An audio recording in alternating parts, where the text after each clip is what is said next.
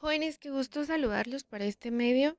Espero que todos se encuentren muy bien. Esta es nuestra primera clase de manera virtual que vamos a tener esta semana por el tiempo que sea necesario. Entonces, vamos a comenzar. El tema de hoy nos corresponde a la paralingüística y extralingüística, que son los tipos de códigos.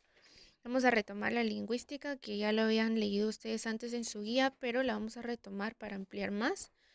Y para ello, para poder empezar y comprender los tipos de códigos, debemos comprender que esto hace parte de la comunicación humana.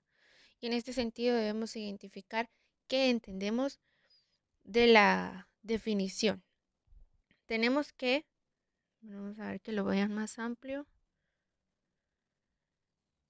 Es un proceso innato en el hombre, es una necesidad básica para la que venimos determinados biológicamente. La comunicación es un acto de la relación humana en el que dos o más participantes intercambian un mensaje mediante un lenguaje o forma de expresión. Este mensaje es interactivo y social. Nos proponen cuatro, cuatro importancias de la comunicación humana. Eh, nos proponen cuatro, pero esto no significa que sean los únicos. El primero que tenemos es que conocemos el mundo que nos rodea, porque a través del lenguaje nosotros podemos acceder al mundo. Podemos eh, señalarlo, definirlo e inclusive construirlo. Número dos, organizar nuestros pensamientos. A través de la comunicación le damos un orden de lo que estamos pensando. Número tres, expresamos sentimientos o ideas. Y número cuatro, comprendemos los sentimientos e ideas de los demás. Em, Esto sería en cuanto a la comunicación humana. Entramos ya de lleno con el código lingüístico. El código lingüístico, em, en la oralidad y escritura, sería la forma en que se manifiesta. Pero, ¿qué es un código lingüístico? Se define como el sistema de signos y de reglas que regulan dichos signos. Por ejemplo, con las letras conformamos sílabas, con las sílabas conformamos palabras, con las palabras conformamos oraciones, con las oraciones párrafos y con ellos vamos intercalando signos de puntuación como lo son acentuación, puntuación, etcétera.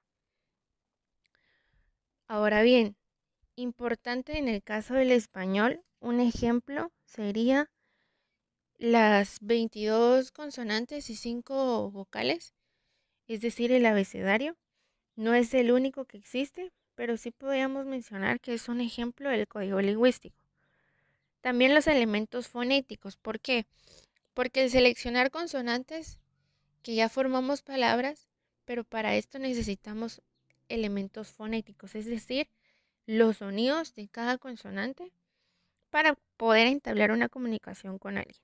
Es por eso que acá les coloqué un ejemplo donde están las vocales y está la manera en que nosotros expresamos el sonido y va a depender de cuánta fuerza necesitan las vocales. Ya saben que tenemos vocales eh, fuertes y débiles, que va a depender de la intensidad del sonido y qué tanto nosotros necesitamos abrir la boca para que salga ese sonido. Toda consonante tiene un fonema. El fonema es el sonido de esa consonante. Por eso, en este ejemplo de acá abajo, está pa, to. Y está las dos boquitas que significa esta primera, el sonido de la P y el sonido de la A, el sonido de la T y el sonido de la O. Y con eso ya vamos a poder nosotros generar un lenguaje. Las recomendaciones que surgen para el código lingüístico para hablar en público son tener un buen uso de la escritura. La correcta ortografía es nuestra mejor carta de presentación. Si se va a emplear una palabra mal escrita, tenga un propósito definido, aunque no tendría ninguna justificación para escribir mal algo. Recuerde que la idea es ser comprendido por los receptores de su discurso. O al hablar de discurso me refiero a poder ser comprendido por las demás personas. Vamos ahora con el código paralingüístico.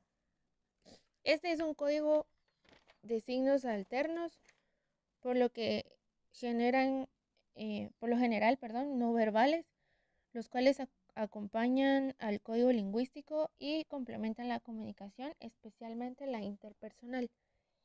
Estas se dividen en tres, lo tenemos por acá: los sustitutos, los relevos y los auxiliares.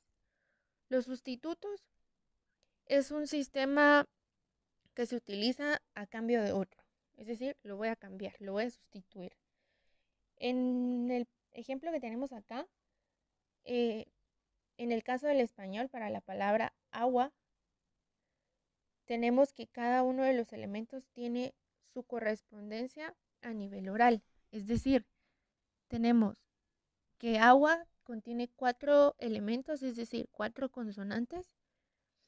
Y en esta otra palabra que está en otro idioma, constituye a la misma cantidad de elementos.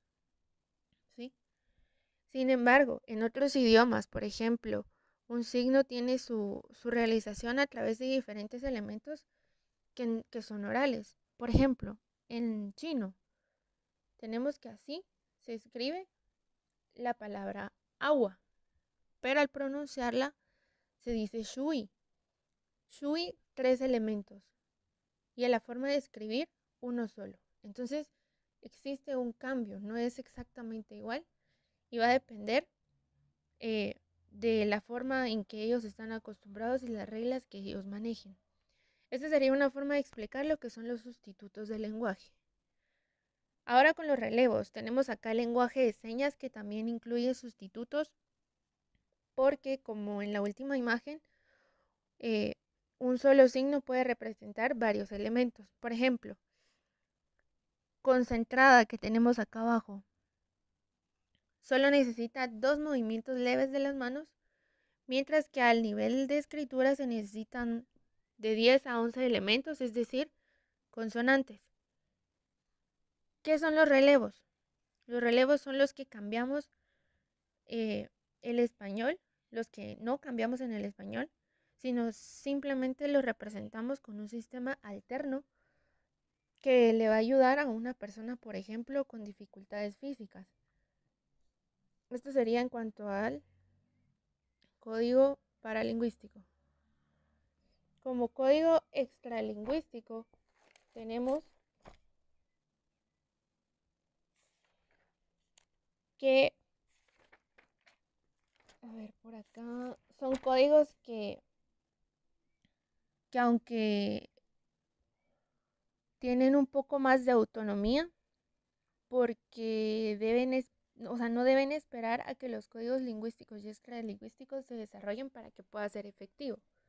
Dijimos que para la paralingüística son los signos auxiliares del lenguaje, pero los auxiliares del lenguaje se dividen en kinesia, prosódica y proxémica. La prosódica no, no se escribe, por ejemplo, cuando nosotros escribimos tenemos un tipo de entonación, porque en este caso tiene que ver la entonación de la voz al nivel escrito. También hay unos componentes que van a definir cuando estamos levantando la voz. Si es en forma oral, vamos cambiando el tono de voz de acuerdo a nuestras necesidades. Las levantamos, las subimos de acuerdo a lo que yo quiero expresar.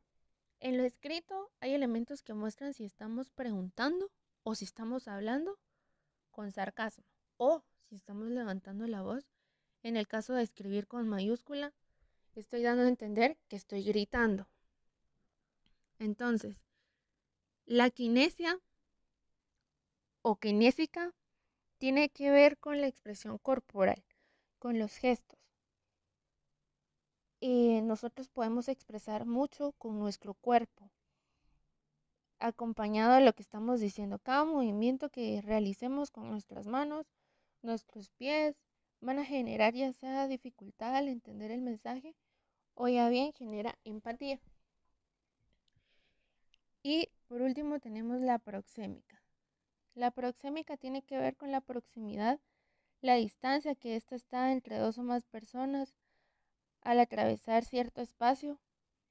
Se puede prestar también para malas interpretaciones por parte nuestra o por parte de otras personas, y esta va en relación al respeto. Por ejemplo, en la imagen que tenemos acá, puede que alguien al invadir nuestro espacio lo vayamos a tomar de forma negativa o positiva dependiendo quién sea esa persona y las intenciones que nosotros interpretemos de ello. Las palabras también juegan un papel importante al tratar con alguien de usted, por ejemplo, o tratarlo de tú. Hay una distancia que puede pasar de lo social a lo personal e inclusive a lo íntimo. A veces se nos tratan de tú, pero después nos tratan de vos, ya lo vamos a tomar como una falta de respeto, ¿verdad? No siempre se grita, no siempre se susurra y nunca es un tono estándar como una máquina. Bueno, esto ha sido en cuanto al tema. La tarea que nos va a quedar es resolver la página del libro, que es la página 43. Yo les adjunté aquí la página. Si en dado caso no lo tienen, el libro, pueden tomar un pantallazo y pueden realizar esta actividad en su cuaderno. Recuerden que siempre que hagan algo en el cuaderno del libro, identifiquen bien la actividad que están realizando y la página. Cualquier duda, ya saben que estoy para servirles.